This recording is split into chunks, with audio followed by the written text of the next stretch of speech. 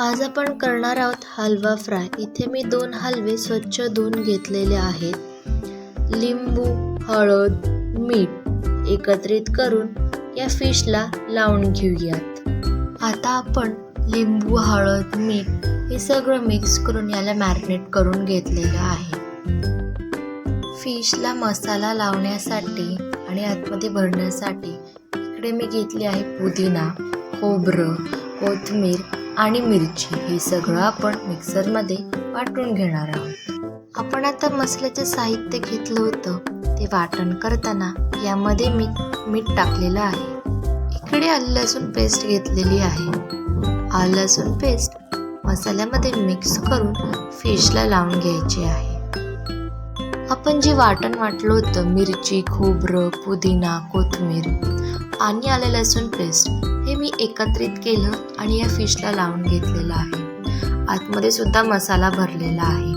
आता हे fish crispy होण्यासाठी आपण यावर फिश फ्राय मसाला लावून घेऊयात. आता हे 2 फिश फ्रायचे मसाले आपण फिशला व्यवस्थितपणे लावून घेऊयात.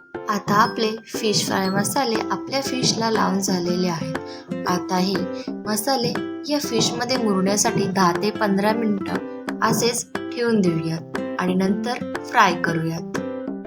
10 ते 15 मिनिटं झालेली आहे फिश फ्राय करण्यासाठी. इकडे मी घेतलेला आहे रवा, फिश फ्राय मसाला, मीठ आणि लाल तिखट. याच्यामध्ये आपण आता फिश डीप करणार आहोत. पाहू शकता फिश व्यवस्थित रवा लावून घेतलेला आहे. तेल चांगलं गरम झालं आहे. यात कढीपत्ता टाकून घेतला आहे. तव्यात फिश सोडला आहे. आता दोन्ही साईडनी चांगला फ्राय करून घेऊया. बघू शकता तुम्ही फिश किती क्रिस्पी दिसतोय. एक बाजू फ्राय झाली आहे. आता दुसरी फ्राय करून घेऊयात. तयार झालेला आहे आपला हलवा फिश फ्राय. एकदम सोप्या पद्धतीने तुम्ही सुद्धा करू शकता.